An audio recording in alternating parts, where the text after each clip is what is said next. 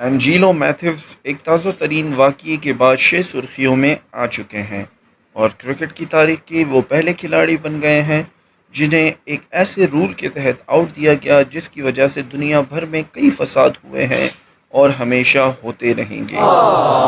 جی ہاں، وہ وجہ کوئی اور نہیں، ہماری پیاری چغلی ہے۔ جنہیں چغلی نہیں سمجھ آ سکا، ایسے لوگوں کو میں بتانا چاہتا ہوں کہ اسے بیک بائٹنگ بھی کہا جاتا ہے۔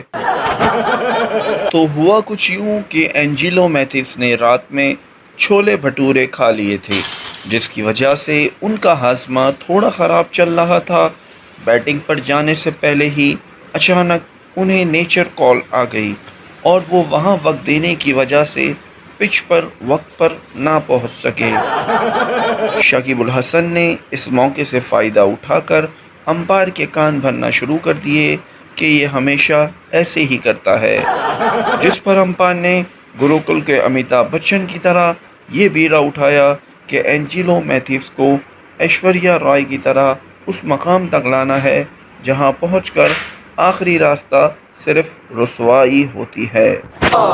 اس حادثے کے بعد اینجیلو کا عالیہ بھٹ کی طرح رونا اور کہنا مجھے گھر جانا ہے شروع ہو گیا، جس کی وجہ سے انہیں دنیا بھر میں موجود کرکٹ کے دیوانوں سے وہ پیار ملا جو عمر اکبر اینتھنی کو بھی بچپن میں اپنی ماں سے نہ مل پایا تھا۔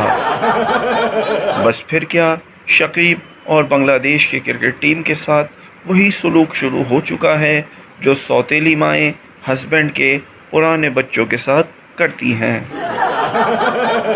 بس بہت ہوا، اینجیلو میتھیوس کا درد سمجھنے والا دل رکھتے ہو تو چینل کو سبسکرائب کر لو۔ پھر ملیں گے اسی طرح ہنستے مسکراتے۔